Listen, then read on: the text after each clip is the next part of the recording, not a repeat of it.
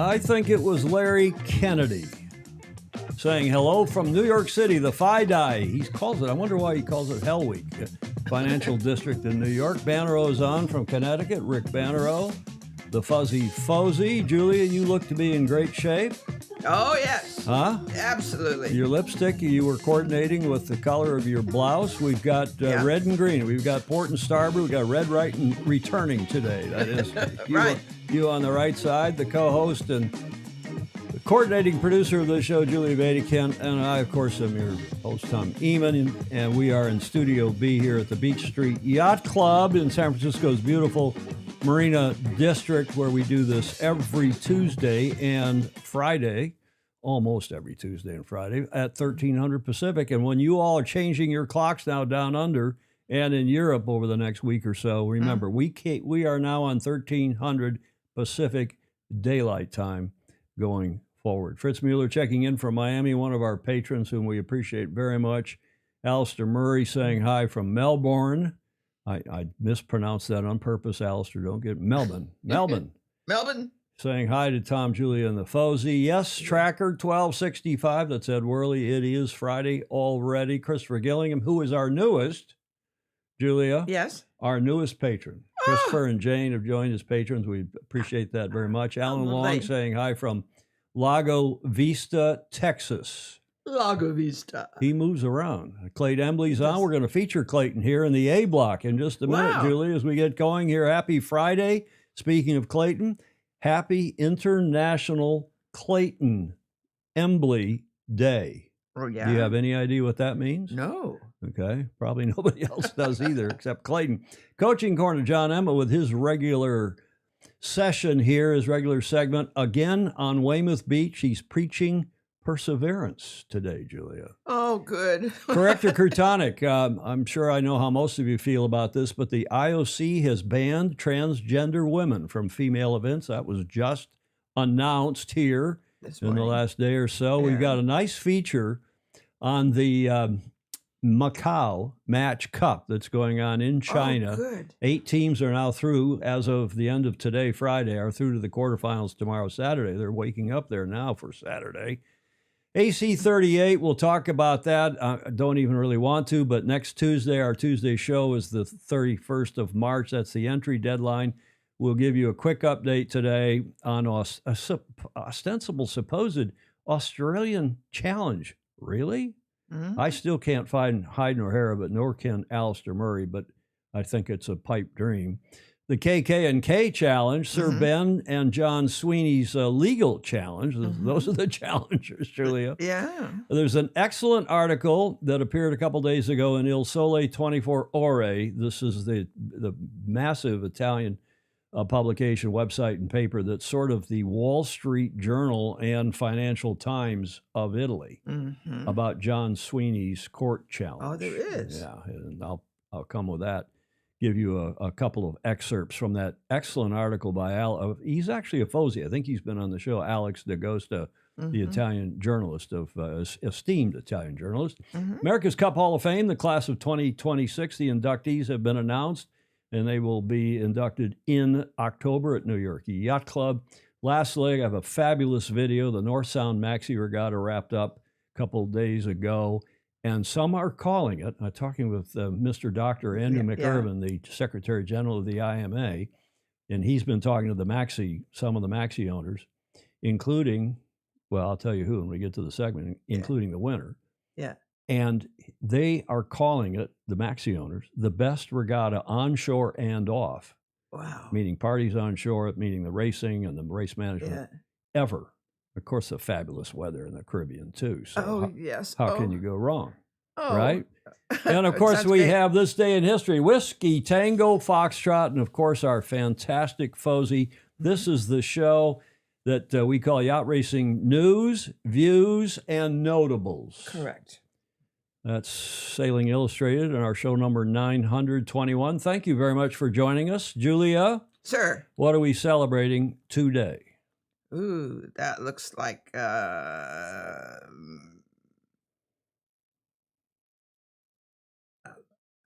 don't know. What I can't decide which liqueur. Okay, keep trying. We'll see if anybody else knows. Clayton Embley will know. Brandy. While you're looking at that, Andrew Dolly DeVola saying good day from Sydney. Mary Jude, MJ in Philadelphia. Mary Jude Samansky. Lance, stick a fork in the Tahoe ski season. It's done. He must be back here in San Francisco, down from up there at Lake Tahoe. Except it's gonna snow up there today. Is it? Mm-hmm. Lance Burke, get back up to Tahoe so you can go skiing. Thierry de Jong originally. I don't know if it's gonna snow enough. Yeah. Thierry de Jong originally from the Netherlands is down in SoCal. Pedro, foiling sailor, is in Vietnam. And I'm not sure, Julie, we've ever had a listener, a viewer, otherwise from in Vietnam, but we welcome you, Peter Stevenson, a.k.a. Pedro Foiling Sailor. Joe Holtzman, as usual, up in Estes Park, where it's very cloudy. And Joe Cool saying, well, 2 minutes late to the start. That's not too bad, as long as it's not a yacht race. Jody Shields, I'm okay. I'm here. Good morning, Jody. What time is it in Sydney? 07:06 now. Pedro Foiling Sailor, I'm sworn to secrecy on the Oz Challenge. He must know something about it if it's really happening. Mm-hmm. It's a challenge to leave the pub before closing time, Jody. Oh, gosh, he knows. Is saying. He knows. And by the way, Fritz Mueller thinks it's Bourbon Day. Yeah, what's that? It's that color. But it's not. It's not world. It's darker. It's not, well, it's not Bourbon Day. It's close, but no cigar. Jody Shields has got it, though. He calls it World Whiskey Day. David James says Stinger. Steve Gruber says Campari and soda, maybe. Greetings from Sonoma. Hello to you, Don Lunabos, Ted Ryman in Cape Town. Alex D'Agosta, speaking of Alex. Oh, yes. The famously good Italian journalist. We're going to feature his article down in the C Block with the America's Cup update. Greg Normand is at the top of Snowmass. Wow. Where he's covering the U.S. Ski Alpine Championships, probably for ESPN. That's the rundown. And Julia, as promised, and as Jody got it, it's International Whiskey Day. Now, do you spell it with an E or not? Not usually. Because they say that in American English and Irish English, it is spelled with an E. Mm-hmm. If you're a Brit, it is spelled without an E. Regardless, it is International Whiskey Day. The history of this day is intrinsically tied to the history of the beverage, so that seems like a good place to begin. Mm-hmm. Whiskey is the result of a distillation process, as you all know, a chemical alchemical. What's an alchemical process known as far back as history as Babylon? Babylonians were sailors and whiskey drinkers, apparently, Julie. While no one quite knows if they created a beverage quite as wonderful as modern-day whiskey, historians have confirmed that the process was available to them. Yeah, that's a great color. Mm-hmm. That's a great color. But there's more. All whiskey starts with a mash, which is a mixture of grain and water that is slowly heated in order to break down the starch into sugars. The kind of grain that the maker uses will determine what kind of whiskey comes out as the end result. The result of this process is then known as wort, mm-hmm. and is just the beginning of this amazing drink's life journey. Aging in a barrel is usually part of the process as well, but the amount of time spent in the aging process is certainly worth it, and that's why they call us the drinking show with a sailing habit, even though a fair few of us don't drink anymore. I know. Julia, here are the most popular whiskeys, I'm told, yes, according to days of the year. Irish whiskey, which is smooth, made from a mash of malt, caramel-colored, and must be distilled for at least 3 years in a wooden cask. There's Mm-hmm. Scotch, of course, made with either malt or grain, but must age in an oak barrel for 3 years. Canadian mm-hmm. whiskey. We used to drink Canadian Club as kids. Mm-hmm. I mean, we were old enough to drink. Of course. Of course. Light and smooth with a high amount of corn, must be aged in a barrel for 3 years. I'm not a fan of Canadian whiskey, frankly. But mm-hmm. they made it, Hiram Walker made it in Windsor, right across from Detroit. Oh. And so a lot of the Detroit sailors drank right. Canadian Club.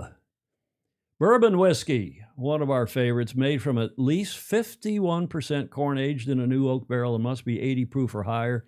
Tennessee whiskey is a subtype of Kentucky bourbon with special filtering. And then there's Japanese whiskey. Methods are and taste are similar to Scotch, often used with mixed drinks. Lance says his favorite whiskey is the one in front of me. Yeah. Gordon Smith is talking about his favorite Scotch distillery.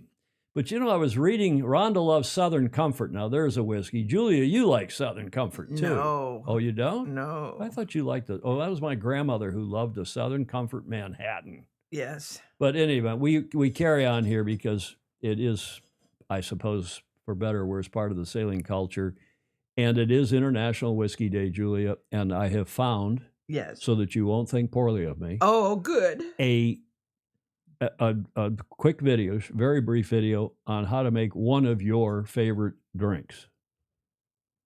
Happy International Whiskey Day, everybody. In order to celebrate, we're going to do a really fun twist on one of my favorite cocktails of all time, the Manhattan. So to go ahead and make that cocktail, what we're going to do is going to use a really delicious bourbon as our starting point. Next, we're going to add another delicious whiskey that brings a little bit more smoke profile to the cocktail. Next, we have some sweet vermouth and our combination of bitters. We're going to do a nice rooibos bitters as well as a beautiful citrus bitters.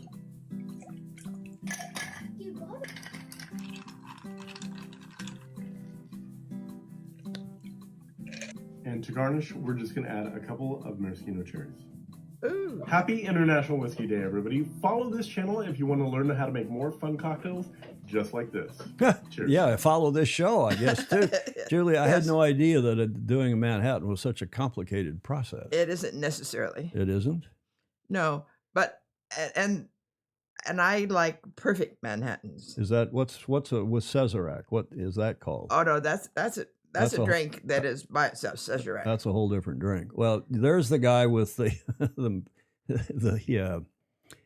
recipe for the perfect Manhattan, or so he thinks. Not your perfect Manhattan, but Julia. Perfect Manhattan means it's not sweet or tangy or sour. or sour. Yeah. Okay, but I have a question for you. Yes. See that in the PIP and the picture-in-picture there over your Yes. shoulder? Did you have any idea where that I was is going to say where it is or who it is? Oh no. Would this help if I put the logo in the upper right corner? Oh. Yes. Kentucky River Tours is owned and co-owned and operated by one of our Fozy, who is a bourbon expert and a supplier to the show, Captain Clayton Embley. Oh, good. Clayton has been in and on boats as long as he can remember. He worked for many years for the U.S. Military Sea Lift Command and was a harbor master on the Chesapeake Bay in and around Baltimore. His passion is sailing, owning many boats and competing in races all around the country. And it doesn't say here that he is a big fan of Sailing Illustrated, but it should. Yes. He is co-founder of Sail Kentucky. This is one of his great achievements, a project to expose central Kentucky, the state of Kentucky, to the sport of sailing. He holds an unlimited tonnage license from the Coast Guard. Oh, terrific. Now, Julia, Yes. we have more video. All right. Courtesy of Clayton. And when I caught up with him last night, he was down at one of his favorite clubs, not in Kentucky, but he was down at the Beaufort Yacht Club and Sailing Club, which is in South Carolina between Charleston and Savannah, as you can see. Yeah.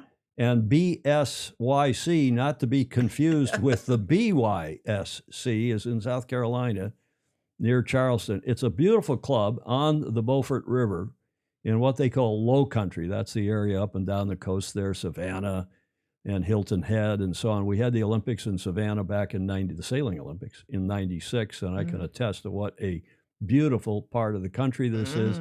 I've not been to this club, but it looks like a typical nice family club with a lot of sailing activity, a lot of parties, a lot of just family fun. Look at that. And they sail Ilkas and Sunfish and 420s and some PHRF boats and scows and more. And here, Commodores, ladies and gentlemen, Yes. is Clayton Embley. Greetings, Tom, Julie, and all the Fozy. I'm here today at the Beaufort Yacht and Sailing Club on National Whiskey Day. Get a lot of questions as one of the owners of the bourbon boats, and one is, what's the best whiskey? Well, the best whiskey is the one you enjoy. And I get, what's the best way to drink whiskey? Well, the best way to drink whiskey is with your friends. Personally, once the boat's tied up, the anchor's down, I enjoy having a whiskey with Hal Krim, my navigator, and Carl Wilson, my tactician. They've spent 30 years making me look good on the race course. So remember this: sail safe, sail sober, have fun.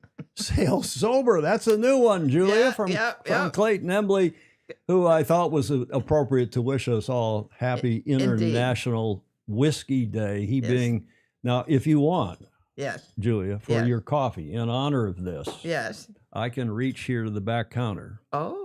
And get some of Clayton's. Oh, well, we have to for his I can day. get some of Clayton's bourbon cream, which is even better. Even better than what? Plain bourbon. Well, plain bourbon, but what do a lot of people put Irish in? whiskey. Well, Irish whiskey, but what else do they put in there? Bailey's Irish cream. This is much better than that. I better shake it a bit, or it'll be all the alcohol will be on top, Julia, and then you'll be croutonic for the rest of the show. In honor of Clayton. Of Clayton and International Whiskey Day. Whiskey Day, March 27th, every year. And Julia will now, thanks, Clayton, for the nice vid. I agree. Nice meeting, Clayton. It was nice to put a face and a voice. And he is a denizen of that part of the world, not only Kentucky, but down there on that coast. So beautiful. And a terrific looking club, as are the other clubs in the Southeast. They have the big Charleston Race Week, I think, coming up. I don't think that's happened yet. And despite the rain and the thunderstorms in August of 96, we still had quite a good Olympics there in Savannah when the main Olympics were in Atlanta. Okay, let's get I'd like to pronounce that very good. Is it? Hold it up. You can toast, now you can toast Clayton Embley. Yeah. Nice. Okay, Julie, it's all down here, downhill from here. John Emmett, with his usual report, the Coaching Corner. Super Fozy John Emmett from Great Britain is on the beach once again in Weymouth in the UK. Hi, Tom, Julia, and all the Fozy, and welcome to John Emmett's Coaching Corner, once again from Weymouth Beach. So I'll try not to fall down a big hole, but I think it's pretty safe from dogs because we're getting near the golden hour. Perseverance is probably a huge part of people's success, and that's true of any sport, but perhaps especially sailing, because there's so many variables beyond your control. It's not just a case of avoiding illness and injury and having the hours put into the physical side. You know, the wind, you have no control over it. You can train at a venue for weeks and weeks and weeks. Regatta comes and we're back in that. It's never normally like this scenario. So a good sailor needs to be an all-rounder and used to dealing with adversity. And I actually think, you know, setbacks, dealing with adversity, builds resistance. And there's probably very few famous people who actually remembered for having a easy life. It's about achievement.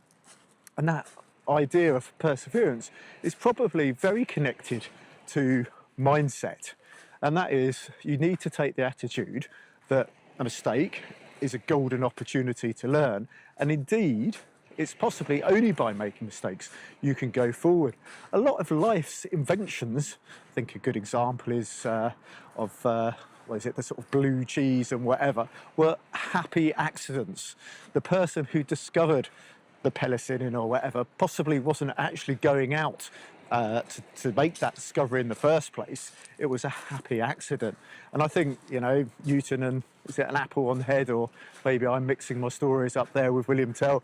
You know, these things that drive success are often a happy accident. We think about colonies of bees all doing exactly the same thing, but I think there's a small percentage who go off and find their own route and maybe find a better food source. But you need to have that positive mental attitude and continue to put in the work and accept that not everything you do is going to be a step forward. In fact, a lot of the steps you take may be back because you just need to eliminate whatever the issue was. So be open-minded and try new things. And one of the things with humans, we do like the status quo. And I find it very difficult to deal with resistive people who resist change. So I think let's try. Doesn't work, no problem, lesson learned. But it's a case of perseverance.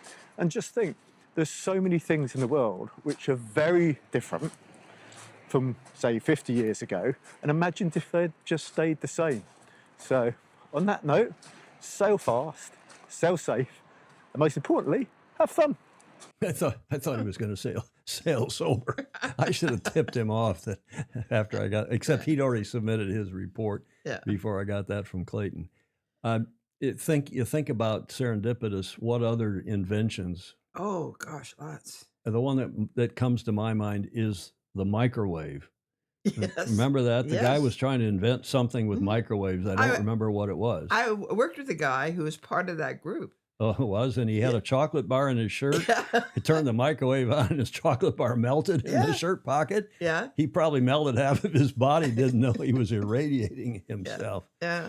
That's John Emmett and his regular report. We like to remind all of you that we're pushing hard, from World Sailing to the Aussies to us here on SI, for Brisbane 2032 to get Paralympic sailing back in the Paralympic Games, whether as a demonstration event or as a main event, even better yet. Still, that's When do we got to hear about that? well, I think not for another year probably, but we'll see. Yeah. Maybe by November. John Emmett Sailing, get to the front of the fleet. His regular, I don't think he's missed a show in memory, Julia. And he's made several attempts for more than one. Well, exactly. Now I'm getting a lot of corrections here in the chat. Yeah. Everybody loves Clayton's video. I wish more, we get Alistair Murray and we get Ed Worley, we get some people. Gordon Smith did a video one time. It's nice to see that. I'd love to have more videos, and as a kind of almost as an introduction to a FOSI and to their locality and to their club, which is what that was, but I have to pronounce it better. Jim Sears says that in North Carolina, now this club's in South Carolina, in North Carolina, it's Beaufort. But in South Carolina, further south, Jim Sears says it's pronounced Beaufort. B-E-A-U is pronounced Beaufort. Okay, well, I should have said Beaufort because we're in South Carolina, not North Carolina. Baton Rouge, who is in Charleston, says that Charleston Race Week is in 2 weeks' time. Gordon Smith is asking Clayton if he would send his bourbon cream abroad. I'd happily buy some, even better if it had an SI label. That's what. Yeah. Oh, my goodness. Dogzilla Monster says the seaweed looks slippery and dangerous. I guess he's talking about on the Weymouth Beach. Mm-hmm. Clark Chapin saying, only if William Tell shot that apple off Newton's head with an arrow. Yes, okay. Bill Haynes, William D. Haynes, Independence, Missouri has a distillery that uses a different aging process. Instead of oak barrels, they use a hockey puck-shaped item. Evansfield, is that the bourbon distillery? I know Evans. I don't know if it's Evansfield. Evansfield Distillery. I toured the distillery and found it interesting. The hockey puck is oak. Interesting. Ryman saying, thanks, John, for another inspiring report. The wide-angle lens is working a treat on John. He sounded a little breathless today. I wonder if he's been out exercising before this. Wonderful, John. The telephone, the mic. Yes, the telephone was almost a serendipitous invention. Gordon Smith is talking about the microwave when they were trying to create radar. And Alan Long confirming that Jim Sears is correct. Beaufort, okay, I stand corrected, and thank you. I appreciate all of you correcting me. Alistair Murray is saying Beaufort is nearly as bad as the way you guys pronounce Thames. Well, we say Thames Street here in the UK, and not the River Thames. In Newport, Rhode Island, we say Thames Street, Upper Thames, Lower Thames Street. But you say tomato, I say tomato. Da, da, da, da, da, da. Julia, correct or crutonic this next segment? Well, I ask you. Jody's always correct. Jody is correct. And we're going to dedicate something to Jody later on in the D block, but correct or crutonic, was this IOC decision announced by the president, Christy Coventry? Do you know the Olympic three-letter code, what country code ZIM is? Zimbabwe. Perfect. Well done. That's her appearing at the Winter Olympics, but she actually made this announcement a couple days ago that transgender women, the IOC executive board has decided that transgender women athletes are banned from female Olympic events by this new IOC policy. Julia, is that correct or Krutani? Oh, it's correct. You think so? No question. Okay, I just wonder if anybody else. Clayt Embley is saying it's correct. Alistair Murray is saying it's correct with a German spelling. Okay. Oh, correct. You all can weigh in while I play the video. The International Olympic Committee is banning transgender women from competing in women's events at the Olympics, starting with the upcoming 2028 Games in Los Angeles. The IOC agreed to the new eligibility policy on aligns with President Donald Trump's executive order on women's sports. Under the new policy, athletes will have to pass a one-time genetic test to compete in women's categories. It would also restrict female athletes like two-time Olympic champion runner Caster Semenya, who has a medical condition known as differences in sex development, or DSD. I understand that this is a very sensitive topic. As a former athlete, I passionately believe in the rights of all Olympians to take part in fair competition. The policy that we have announced is based on science, and it has been led by medical experts with the best interests of athletes at its heart. It's unclear how many, if any, transgender women are competing at an Olympic level. No women who transitioned from being born male competed at the 2024 Paris Summer Games, though weightlifter Laurel Hubbard did at the 2021 Tokyo Olympics without winning a medal. The mandatory gender screening, already conducted by the governing bodies of track and field, skiing, and boxing, is likely to be criticized by human rights experts and activist groups. Okay, that ended a little. I added it off the little bit of it at the end because it had President Trump opining, and I didn't think our international audience needed to see that. I forgot it edited that. Tricky question, Gordon Smith says, but women's and open seems the right conclusion at this point. Clark Chapin, another interesting comment. It's correct, particularly if based upon medical science and data rather than simple transphobia. And I won't go back up there, but most of you, Alan Long was contrary-minded, but most everybody else thought the decision was correct. Julia, if you think it's correct, then we'll go with that as the official SI position. Okay. And I think Alan is probably right too. I think there is a range of the male, female gender. You want some more bourbon cream? No, You got to get this out? I know. I don't know where you were going. If this is going to be a dirty joke or what was coming here, Julie? I had a professor who said, if you can compare the most male person you know with the least male and the most feminine with the least feminine, then you know that there's huge differences between them. There are, but also genetically, physically, and anatomically, if that's the right word, there's very distinct differences between the two genders. I think Alan Long also, let me get back to his comment, Julia. Thanks for that, by the way. You didn't tell us if that was at Stanford or some other school. It was professor. California Institute of the Arts, but he's from Cal. I am going to pour you some more bourbon cream. You're struggling there to get the words in your mouth. Do your exercise that I make you do before the show, and she hates to do it. Thanks, Clayton. Nice vid. Yeah, but I think Alan's also, it's probably irrelevant. It has largely been irrelevant in our sport. There's one or two cases I know where, and notably U.S. Sailing had a youth event where somebody who was trans was allowed to race in this youth women's event. He was a male, but was transitioning. And it just does, it's not a big deal in our sport, so let's not dwell on it today. Let's get to our feature story, which is really cool and a lot of fun. We've been talking about it now for a couple shows.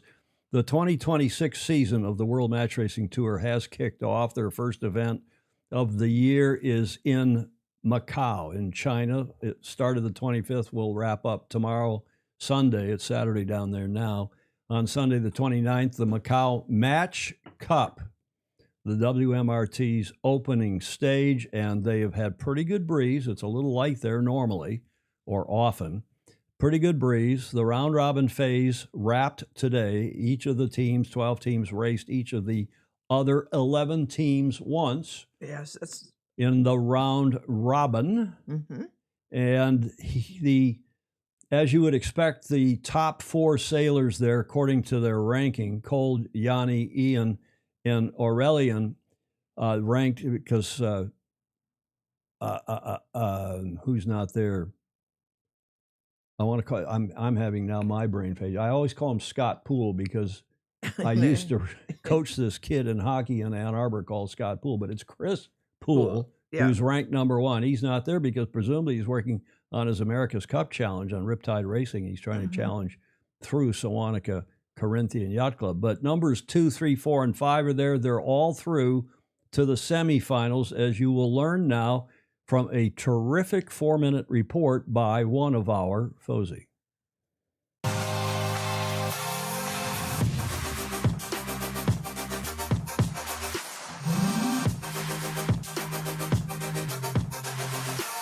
Day 3 of the Macao Match Cup, the season opener for the World Match Racing Tour, and it's all about survival today. The last 5 matches of the round-robin series will decide who stays in the competition for the quarterfinals and who goes home. And you can certainly feel the tension here. It's been a great regatta so far. The second day was pretty good. We won 4 out of 6, which is good, but we then crashed in the race committee, as you all saw. So yeah, minus 0.5 points, which means we're on 4.5, and we need to win match after match, and then we'll make it to quarters. We need, I reckon, 1 or 2 points. Got 2 more to go, so everything is on the way, and still can do it. So yeah, points after points. The wind is light for the opening session in the morning, and 4 teams are set to be eliminated today. After a lean couple of days, the Irish team of Yuri Finnegan and Zach West from Australia are in danger, together with fellow Aussies Marcelo Torre and Tom Peacock, who are all in the drop zone and desperate for wins. And surprisingly, the number 1 seed here, Cole Tapper, has just 3 points on the board so far, having lost 5 matches, and could also be going home early. As matches progressed and teams secured their places, Yuri Finnegan lost again to seal his fate, but did score a win over Tom Peacock in their final match. Through the next flight, Sweden's Johnny Benson scored a vital 5th point in defeating Christian Prendergast of the USA, which should be enough to ensure he advances to the quarterfinals. Australia's Cole Tapper seizes his first chance to score a crucial 4th point against Ian Garetta from France, so now needs just a single win from either of his final 2 matches to survive. But against the Jeppe Borch from Denmark, a fierce pre-start battle sees Tapper forced into a mistake right before the start, having to tack off to avoid a penalty, meaning the Danish team have a clear lead at the start and hold on despite intense pressure from the Aussies all the way. It's a do-or-die moment for the young Australian team now. They must win the final match against Sweden's Berntsson, or they are out and Tom Peacock goes through. But this time, Tapper is on it and claims the right side in the dying seconds of the pre-start and has the advantage upwind. He and his team hold on around the track, reaching the final weather mark ahead, and with a smooth drive set, have a 10-second lead. The final run, and Cole is nervously checking the Swedish team and blocking every move. And there it is, no elation, just relief, advancing in last place by half a point. It's been a really long, slow start to the week for us, to be honest. We've kind of battled and scrapped in every single race, and a lot of the time it hasn't gone our way, and we've been making a lot of silly mistakes. As you probably heard made clear in the commentary, a lot of things Jordan wouldn't do as well. But you know what? We're through to the next round. We're really happy with how we went today, especially this afternoon. France's rising star, Aurélien Pierroz, has had a fantastic event so far, winning 9 from 11 matches to finish first, and can choose his opponent in the quarterfinal stage. At the end, we finished first of the round robin, so great thing for us with 2 losses. So yeah, there is still a lot coming, of course. Tomorrow is the beginning of the quarterfinals, so we'll be against the American team, so we have everything to do from tomorrow. So that sets up some tantalizing quarterfinal matches tomorrow for the teams left in the Macao Match Cup, and one step closer towards the $30,000 US first prize. What you gonna do? Well, we featured Aurélien on our cover slide, on our promo slide for the day. And I didn't know how he'd do today. I was hoping he'd come out on top, so at least we'd look good with our promotional slide. And the one that I use, that promotional slide, it's also the kind of the interstitial, the slide that separates each of our segments. But Cole Tapper, bless his heart, he's such a nice human being. I've gotten to know him from Governor's Cup, and he managed to pull it out. And I wouldn't be surprised if he goes all the way and wins the thing.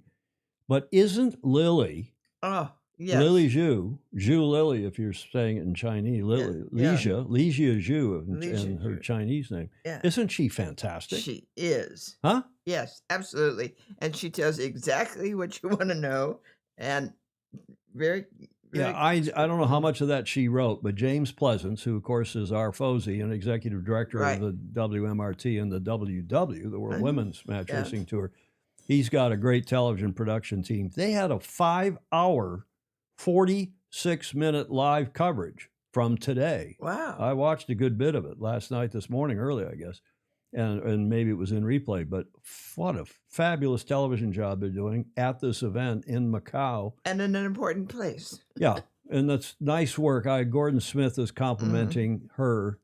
Yes. Exactly. And Baton Rouge is remembering the crew. This is Cole Tapper's crew with the long blonde hair. That's Max Brennan. Do you remember Max from Balboa Yacht Club? Yes. And I'll show you a picture of him in a minute. I put it in specifically to say, hey, Max, how the hell can you sail with that hair? At least put a headband on or a hat or something. Right.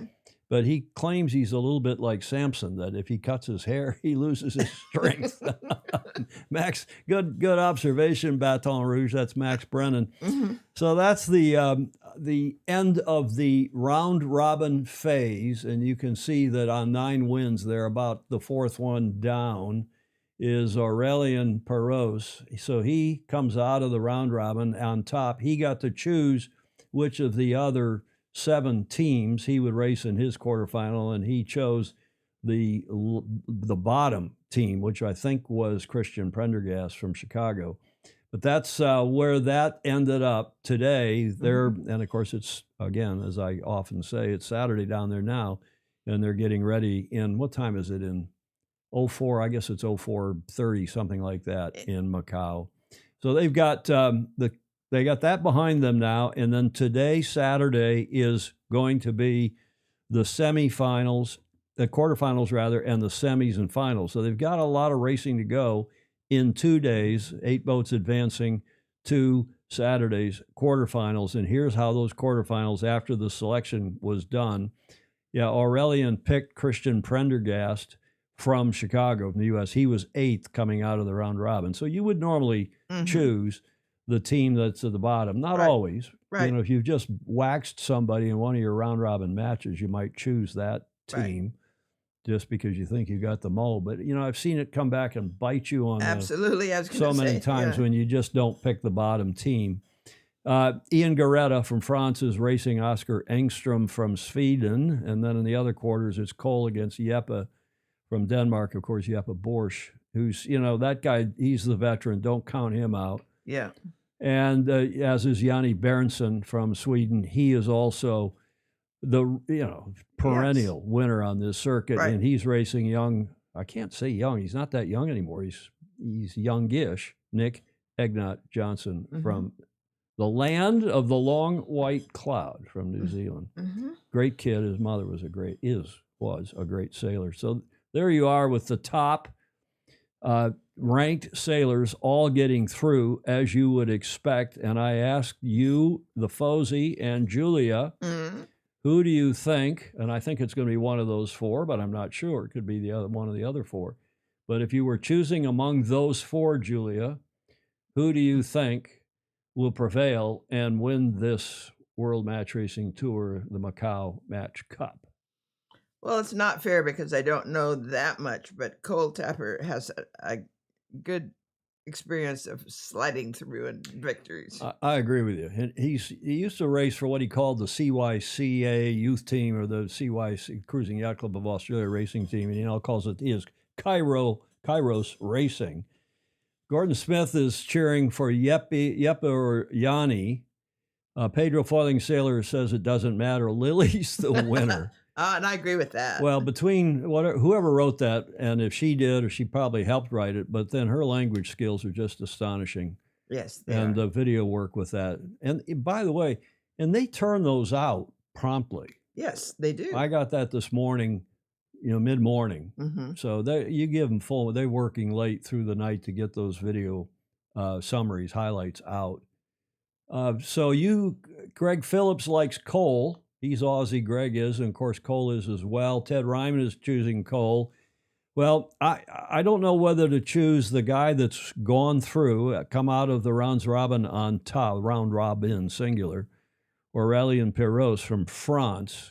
His team MatchAgain, NET, and they, it's not often that the winner of the round robin phase then goes on to win the whole regatta. Yeah, why is that? Well, I think everybody's A game is they're just kind of coasting, some of them, through the round robin, trying to learn the boats, trying to learn the venue, and they want to peak in the finals, or at least at the end of the regatta.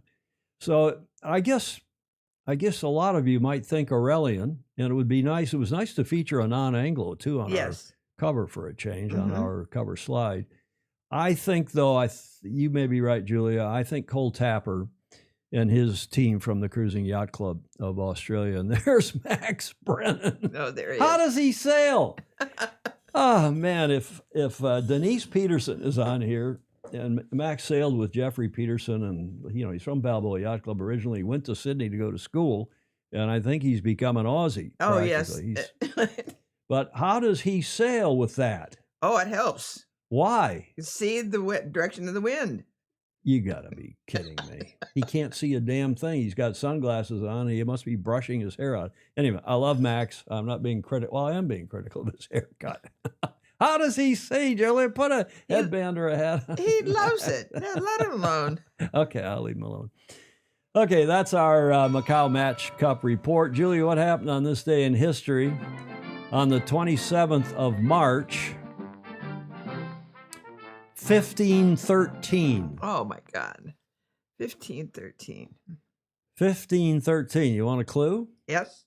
There's a clue. See if anybody in the chat gets it. 1513, Julia. Mm-hmm. Those people are naked.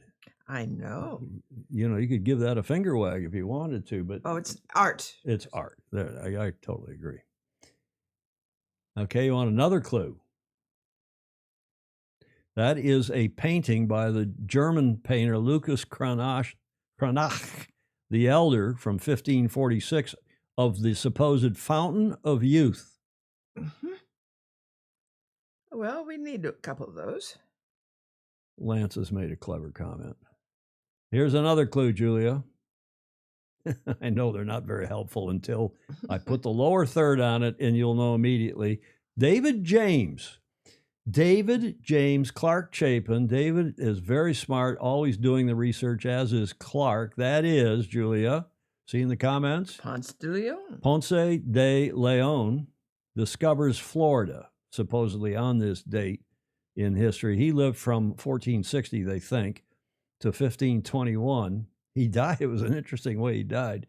I mean, I guess it was interesting. And he got to Florida, and then he explored the Caribbean. He got over to the Yucatan Peninsula in Mexico, or what became Mexico. He got down to Puerto Rico and back up to St. Augustine, Florida, which is why those of you outside the states that don't realize that the oldest city in the U.S., you'd think it was Boston or Plymouth or St. something. Augustine. It's St. Augustine, Florida, because of Ponce de Leon. Born, they think, in 1460, died in 1521. Do you know how he died? No. Some indigenous peoples didn't think too much of him. He was trying to, a little bit like Columbus, kind of govern the whole crowd and become the governor and put them to work, probably as slaves. Yeah. And one of them got a blowgun with, I'm not kidding, with some kind of poisonous dart from a tree sap, and it hit him in the thigh, and he died. It was it was not dying of old age. I don't know why that's funny, but he founded the first European settlement in Puerto Rico, and he's credited with being the first European to reach Florida on this date, in fact, in 1513. And Julia? Yes. I don't want you to think poorly of me. You have a video. I know. What if one drink could stop aging forever? From Ethiopia to the Caribbean, people believe this spring reversed time. Aging strips us of memory, strength, even desire. That fear never changed. Greek historian Herodotus wrote in 425 BCE about youth restoring waters in Africa. Alexander the Great chased a river of youth in Asia. He died at 32. In 1513, Ponce de Leon was said to find it in Florida. He didn't. He never mentioned it. The legend? Added after he died. Today, we hunt youth in genetics, not jungles. The fountain was never real. The fear always has been. I don't fear dying, do you? I don't look forward to it. I do. I mean, I don't look forward to it. I don't want to die today or tomorrow, but I don't mind dying. It'll relieve me of a lot of burdens, like doing this damn show every Tuesday. I'm teasing. I love to do the show. I don't love to do the prep. Ponce de Leon. A lot of you got it. There was a clever comment by Lance Burke. Hieronymus Bosch learned to sail. He was another one involved in the Fountain of Youth. I think that was a very clever comment by Lance Burke. Julia, that's this day in history. And let's move on to the American Cup boat race. My mother hated it when I called it that. I hate it when you call it. Well, it's what non-sailors call it. The America's Cup or the American Cup or the American Cup boat race. Yeah. I mean, you hear all of that. So what's going on with our AC38 Cup date? Very briefly, because we're all tired of talking about it. I have heard nothing more since our Tuesday show when we laid this out for you about Ineos. That is Sir Jim Ratcliffe taking legal steps against Sir Ben Ainsley, whom he claims has his Sir James's AC75. And Ben is not entitled to it. I still think that is a negotiating thing to get Ben to pay some real money now that he's got backing from Oakley Capital, from Mr. Dubins, and not just walk off with the boat like he owns it. I don't know where the boat is, if it's in Barcelona, if it's at Persico, if it's in who knows where. And Ben has yet, strangely to a lot of us, not just me, why doesn't he, kind of like, I think I said this on the Tuesday show, the gay Ayatollah supposedly in Iran, who's the successor, why doesn't he front up and say, Ben, and do a video, say, here's the boat, and, where it's in our possession, and we'll sort this out with Sir Jim. In the meantime, we're modding it, rehabbing it according to the new class rule with batteries and only 6 cockpits and so on. I don't know. It looks like every day Richard Gladwell sends us another video. He sends us another personal update because he's out kind of watching the team from North Head practice on the area, on what they call the paddock. And it looks like Team New Zealand is just going from strength to strength. And it's not just that they're sailing in these days when nobody else is their AC75, but it's already being able to gather so much technical information and detail and start to sort the problems out. Inevitably, you got problems with these complicated boats that you got to go back to the drawing board. So I don't know what's going on with Ben and his boat, and maybe some of you do. Yeah, the batteries, Jamie Hutchison says. on the next edition of Repo Wars. That's a television show here in the States. Where is the AC boat? I don't know where it is. In the meantime, I'm not so sure about this challenge either. This is what I call the KK challenge from Karl Komarek, who is the Czech, originally from Czech Republic, now lives in Verbier in Suiza. Lovely to have him involved. Well, he's a billionaire worth, what, 10 bills, something like that, 9 something, according to Forbes. A Czech businessman worth 9.4 as of March 2024, the wealthiest one of the wealthiest Czech citizens, and founder of the investment company KKCG, as we've been telling you. And he is working hard, or his nominal, his ostensible CEO, our longtime friend Ken Reed, president of North Sales, is the captain on that boat that KK owns, on V Racing, and apparently it's going to be called the V Challenge. And Kenny Reed is going to be their syndicate CEO. But they don't have a boat. Well, they don't have a boat either, except I think they're in the process of acquiring American Magic and American Magic's gear and probably use of the Pensacola base. That's what I'm hearing. And I've reported here, I think, on the show. We told you on Tuesday, we broke the news that the one here is that the Shelter Island Yacht Club on the North Shore of Long Island would be their challenging club. I have had absolutely zero, Julia, zero pushback on that. So that we must... Or affirmation. We must be... Well, I've had some affirmation, actually. Okay. In fact, I heard from multiple sources just before the show and multiple sources after the show. But the club, interestingly, I can't find out if they've actually consummated the deal. Yeah. The negotiations were going on. The club's got to protect itself. Yep. And I'm sure the flag officers are being very careful because the club is a club. It's not an America's Cup vehicle. Right. I mean, secondarily or tertiarily it might be, but you've got to protect the club if you're the flag officer. No question.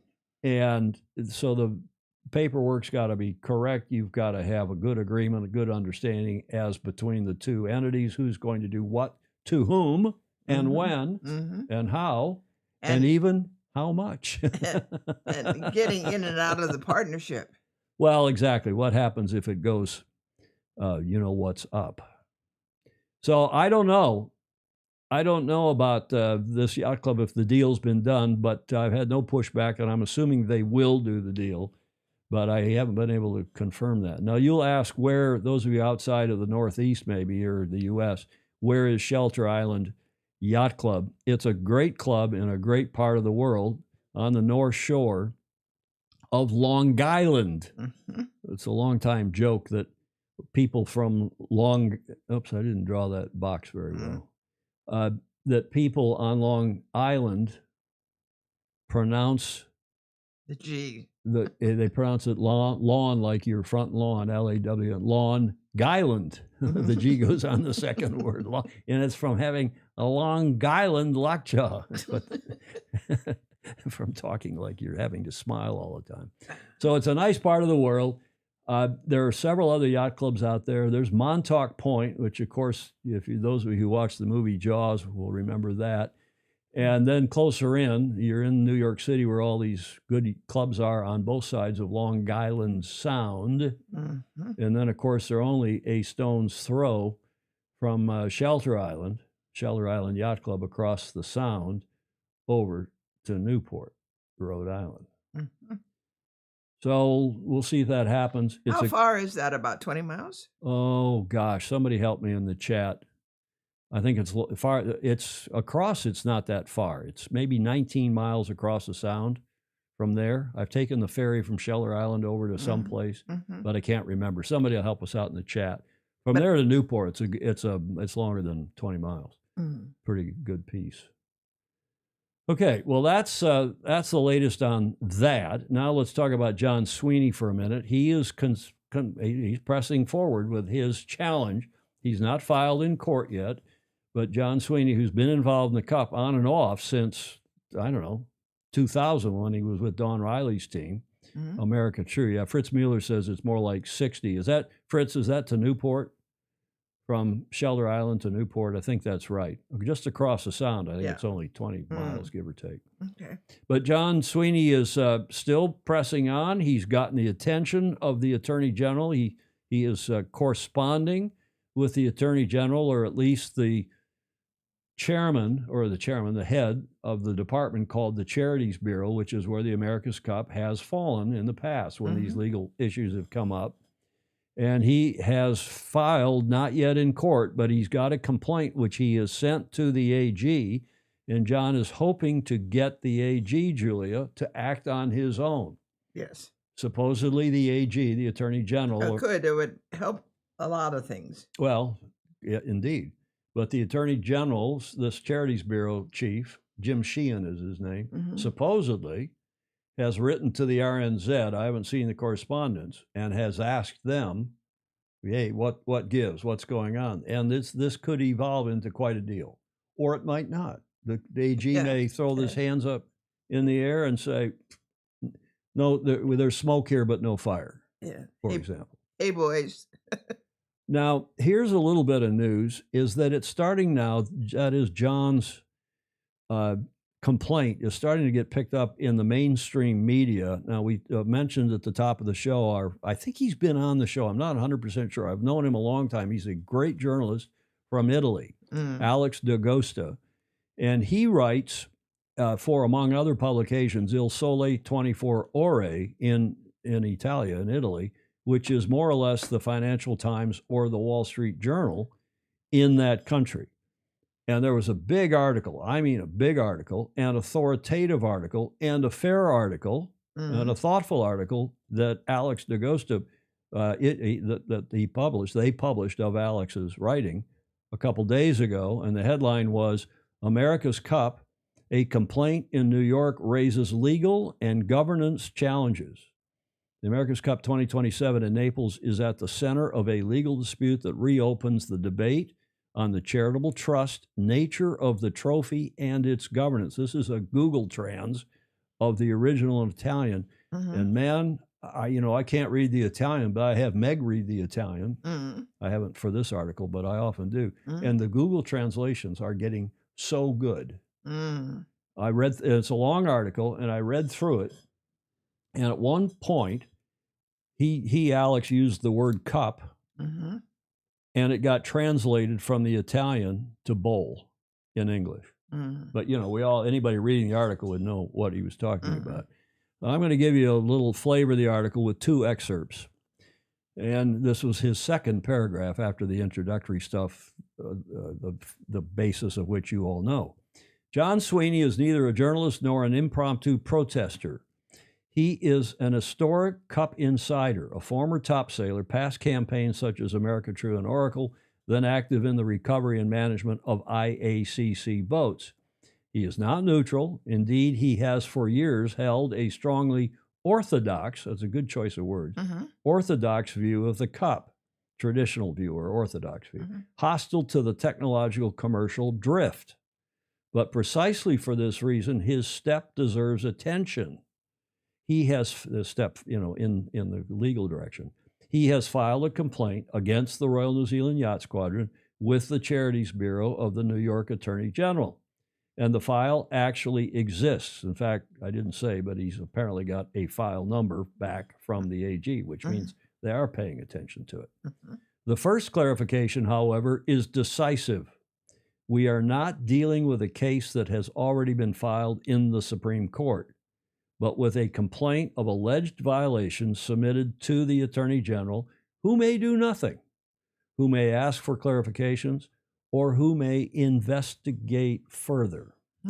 So I think in one paragraph, Alex has laid this out almost perfectly. And then I'm going to go to one of the last, if not the last paragraphs. And I commend it to you. By the way, it's on my Facebook page, English. I did the Google Trans, or Stingray. Stingray did the Google Trans, I'm not sure. And if it was, I think it was Stingray up in Seattle. Thank you, Stingray, for sending that along. But Alex says, and I think his final paragraph, that is why the question is not whether Sweeney will win, The point is why his action finds such fertile ground today. Mm-hmm. The Cup is not an accomplished crisis. It's not in crisis. It is a convergence of tensions. Tension between the deed and commercial governance, between political speed and institutional complexity, between the promise of legacy and the need for transparency. Ooh, that's This good. is where Alex gets really good. Yeah. I mean, he's good so far, but here it's now in spades. If the organizers, Alex writes, really want to protect the Naples 2027 edition and at the same time the historical value of the event, the smartest response is not to close themselves in silence or treat any criticism as hostility.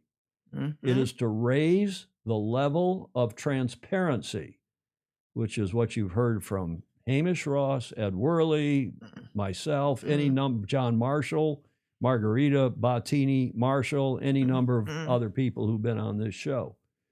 Make the relationship between the trusts, protocol agreements, meaning the ACP, and the allocation of resources more legible.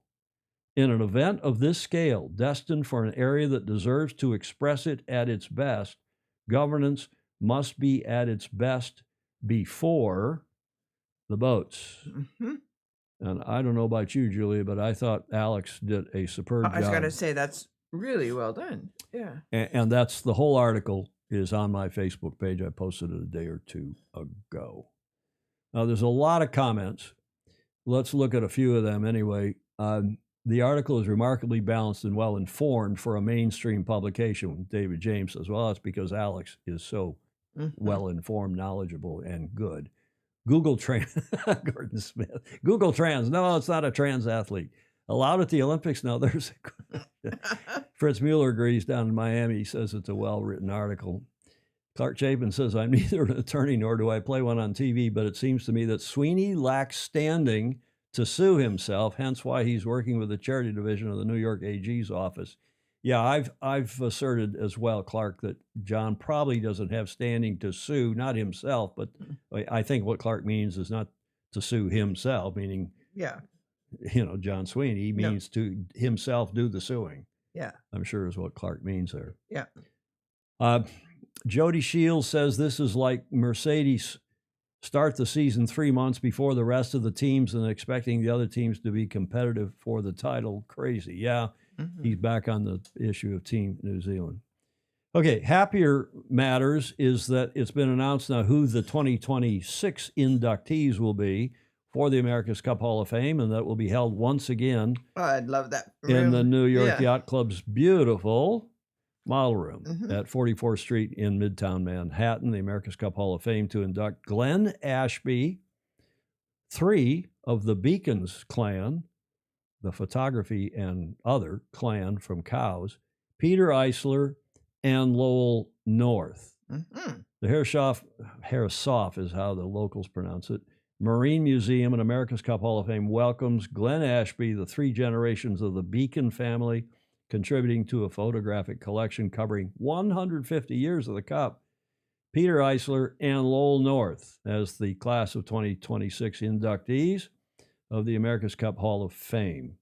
They will be honored on October 16th at the America's Cup Hall of Fame induction gala in the model room of the New York Yacht Club's clubhouse at 44th Street in, as I said, Midtown Manhattan. Lovely. Our Fozy, Stephen Suchia, Yes. who is a Thistle and Flying Scot sailor from Southern Ohio, is the chair. He's a stalwart New York Yacht Club member. He is the chair of the America's Cup Hall of Fame Selection Committee. We have any number of other Fozy on that panel, including Richard Gladwell and Hamish Ross, and I could go on. No, I'm not on it. I'm not and don't need to. They got plenty of Americans on it. And Stephen does a good job chairing it. Yes, he does. And he said in the press release, he said, this is a quote from Stephen, this year's class is a quintessential group of America's Cup participants. It features a superb skipper with a deep understanding of the sport's technical side, that being Glenn Ashby, of course, a talented family of photographers whose work has documented over 100 years of the Cup. Amazing. The Beacon dynasty. Mhm. An expert navigator who's also great at sharing his knowledge, of course, Peter Eisler. And you know Pedro, as he's well known, I've known since college sailing days. Did you know that Peter is a hell of a good guitar player and rock and roll musician? No. Oh, yeah. We played in his basement in San Diego on more than one occasion. He is a lot of fun. Yeah. So where was I here? Together, and then a sailmaking genius and mentor to many, meaning the late, great Lowell North, the Pope, as he was known. Together, they embody what makes the America's Cup an endlessly fascinating pursuit, said America's Cup Hall of Fame Selection Committee Chair Stephen Suchia. We look forward to celebrating their accomplishments in October. Indeed, we do. I'll try to get to that again. There's Glenn Ashby with, I guess, one of his kids, a photo that he supplied to Sail World. And thanks to Sail World and the great work by Richard Gladwell and others, because if you really need to know what's going on in the sport, you can get the press release from the Hall of Fame or from the Harrisoff gang. Yeah. But if you go to Sail World, they do photo essays. Yes. And Richard is terrific. He does really beautiful stuff. Photos, Beacon of Cows. There are the three who are being celebrated in the Beacon dynasty. Frank, who lived from 1880 to 1970 with the bulb in his mouth for clicking the lens, clicking the camera. Flashlight. Yeah. Well, not the flashlight, but the camera. Oh, the camera. Yeah, you that's how they did it. They're holding the thing, so he squeezed the bulb with his mouth, and that triggered the, what do you call it? The lens. Well, not the lens, but the shutter. Shutter.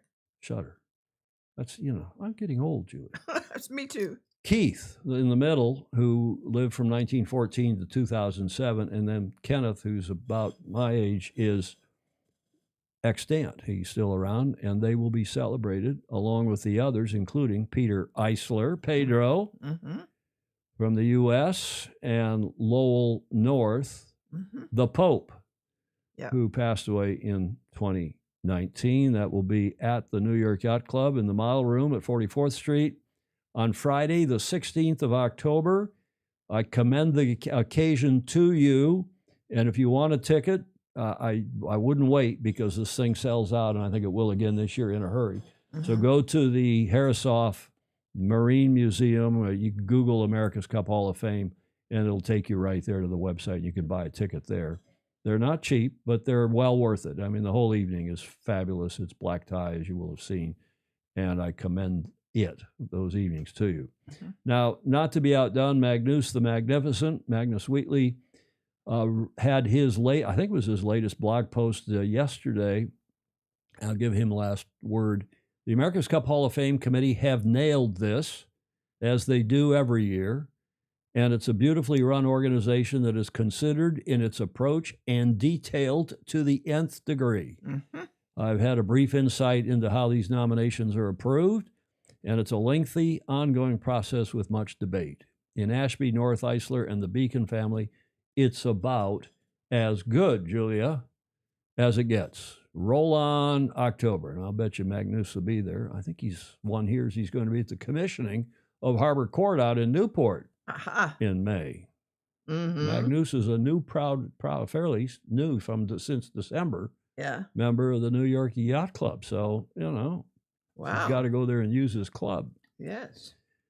Julia, we're an hour and 8 minutes into the show. It could be a shorter show than usual. I keep saying that. And by the time we read the comments, it turns out not to be. But let's have a quick look here at the comments. Alex Hayworth, this is a famous saying in the U.S., we're from the government, we're here to help you, which is when that happens, everybody goes like this. We are ACP, and we are here to help you. Clay Dembley says, if I'm an advertiser or sponsor, I am thinking twice about the cup. Yeah, you better I think believe. that's right. Yeah.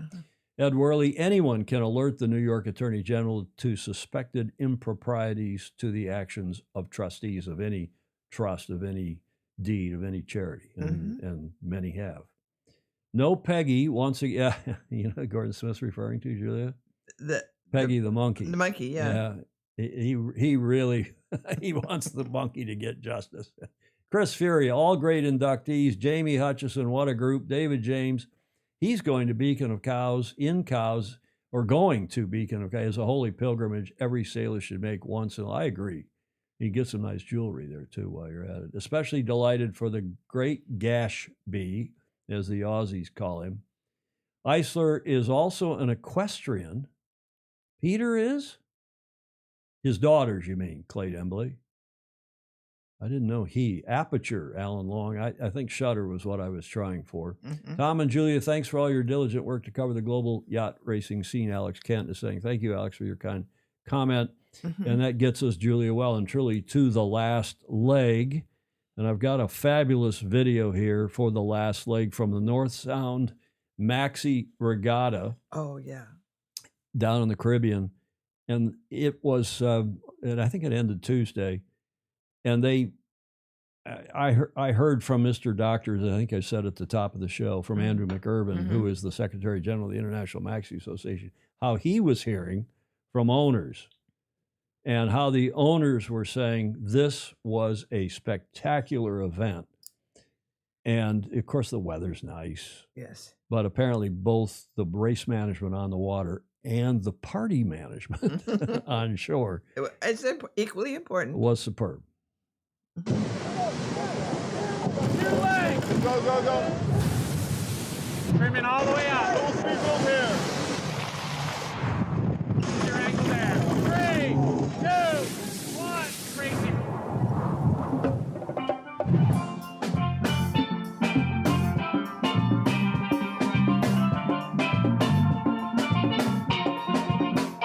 Today's the last day of the North Sound Regatta and the BVIs, and we're doing around the island race around Virgin Gorda. It's all for grabs in our group with the Maxis, so we're 2 points behind Bellamente, and then V is 2 points behind us. So it's a big day for everybody. Today's forecast probably suits us pretty nicely against the big boys and Baltazar. Very moderate breeze. We're going to be contesting with the lee of the island on the way home, so that could be the defining moment of the regatta. So let's see how that all plays out.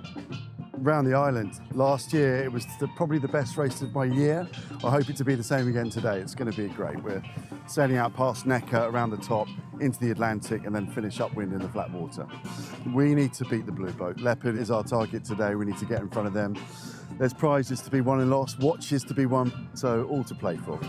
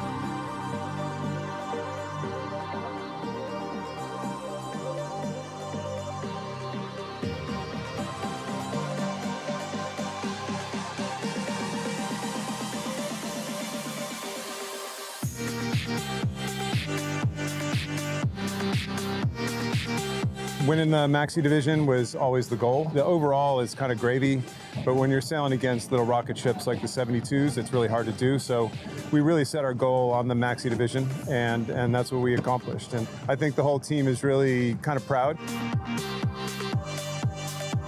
That was a mentally challenging day. It was a great Team Bellamente day. Nailed the start, and from there we said, okay guys, let's keep the hammer down. It was really, really challenging, but we kept our mental toughness going, and on the last part of the race, we did a really nice job of stretching. We did what we had to do. We won the regatta by a point, and so, you know, winners are grinners, I guess.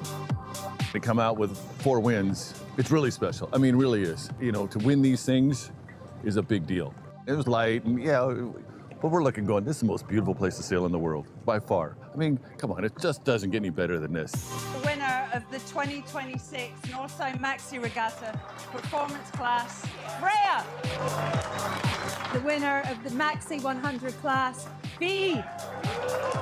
the 2026 overall winner, Bellamente. You look around North Sound and you feel blessed about how lucky we are to sail in these venues. I mean, this is an incredible place to go racing. You know, it won't be long that the invitation list will get capped because everybody's going to want to come to this regatta. The event almost can't not deliver because of the setting, because of the breeze, because of the conditions, the water, the social side of it. You become better friends, I think, with your arch rivals, which is a really big deal, by the way. You're remembering that I kind of like these guys. Not a lot, but I like them a little. So the event just brings that kind of camaraderie. Yeah. What T. else Hutch you really want? looks at It's home. Perfect. Great sentiment from Kenny Reed and from T. Hutch, and what a fabulous event. But I mean, you don't need me to tell you that. I wasn't there, but everyone who was just has been singing its proverbial praises, Julia. Perfect boats in a perfect environment, Ted Ryman says. Yes. Yeah, Kenny Reed was sailing with KK on V, but the overall winner was T. Hutch and Hap Fouth, the owner of Bellamente. So bravo Zulu to them. And to the organizers and everybody else involved. Julie, you better get us a maxi so we can go down there and race in that. Oh, we'll just borrow one. You borrow one. Well, if you get the plane, we can fly there, and then we'll be in good shape. Oh, yes. Julie, which gets us to the D block here. And we're speaking of whiskey, we got Whiskey Tango Foxtrot with an E in it, by the way. Yes. That's how we spell it here in the States. This first one is from, I wouldn't call him a sexist, but he loves these kinds of jokes. That's from Greg Phillips. And of course, what it is the wife said, it's the boat or me. I miss her sometimes. As he's sitting there with a cup of coffee early in the morning. As a sexist would say. Oh, Julia. These are fun. And we got a Jody, I'm dedicating this to Jody Shields, who's always talking about testicles. No matter how bad your day was, I doubt it was worse than the squirrel. The squirrel's trying to get up there to get the bird feeder. When I saw that last night, Greg Phillips sent that in, and I said, okay, I'm going to use that, and I'm going to dedicate it to Jody. Not that he's ever been in this kind of a predicament, but because he loves to talk about that sort of stuff. Doesn't that look like it hurts, Julia? Yes. Okay, now they're having trouble in certain parts of the world getting gas, getting petrol. And she snuggles up to this is also from an Aussie, again from Greg Phillips. Smells expensive. What is it? It's petrol. It's gasoline. That also from Greg. And I hope the Straits of Hormuz open up. It's not really affecting us here, although the price of oil has gone up. But I think that's all about to change. One can only hope. Now, this next one, Julia, you tell me what this is about. I think this is crouton. I think this is AI. I think it's fake. Pop-Tarts, you know, they come in now. These are these terrible things that are terrible for you that you put in your toaster. Yeah. My mother would never let us eat these because it was all carbs and sugar, but they were quick. They were easy. And apparently, if you believe Ted Ryman, there is now a Pop-Tarts crouton. A Pop-Tart with croutons in it. I don't believe him, but who knows? Who knows, Julia?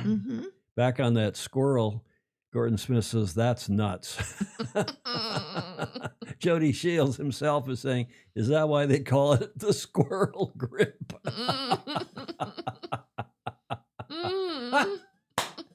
Okay, Ted Ryman, I don't know if this has got to be a joke, but this next one is not. This is a serious thing, Julia. Yacht clubs are just high school with older people and better booze. That's from Ed Worley. And, of course, we always wrap up with this one from our good friend, longtime friend, Blake Middleton up in the land of 10,000. I think the lakes are unfrozen now, but Blake sends those along. All the smartest people sail, and we wrap it up with my dad's favorite saying, sailing isn't for everybody, but it is for anybody, which gets us well and truly to the finish line, Julie, where you like to say... Oh, yes. Do us all a favor by liking and following and sharing this video. Indeed. And we also say that comments are welcome in replay. We're one of the few live shows, first of all, we're the only live show in the sport, at least live, except when there's live coverage of racing, but I mean live commentary. Mm-hmm. And we leave our comments open because people are so responsible. It does not devolve into a finger pointing and name calling and lots of foul language. And we hope you all help us keep it that way. And we'll leave the comments open even in replay. Please support us via Patreon, patreon.com/join/Sailing Illustrated. Without your support, we would not be able to have a studio and pay our streaming fees. That's what we use any contributions of yours for, is so that we can stay on the air. Thanks for your support. And our latest, as I said at the top of the show, our latest patrons via Patreon, newest and latest patrons are, you know who that is? In Leamington, in the UK, in GBR, that's Christopher and Jane Gillingham. Thank you very much for your support, Christopher and Jane. Julie, I always like to thank those who've given us audio, images, and video for the show. Final thought. Oh, just when I think it's all over, it's nothing. We've not even begun. Every show, there's something else going on, isn't there? Yes. Well, speaking of which, we'll do this again on Tuesday. We hope you can join us then. In the meantime, have a great weekend wherever in the world you are. And remember that on Tuesday, we will have Hamish Ross. Dr. Hamish Ross will be our guest. That's the entry deadline on the 31st. We'll see what's going on, if there really is an Australian challenge, if there really is this KK challenge that comes to fruition. And if so, we'll have and Hamish will also be able to update us on his views of the John Sweeney legal action. That'll be on Tuesday, same time, same channels. Have a great weekend. Wherever in the world you are, sail fast, sail safe, and have fun. Ciao for now.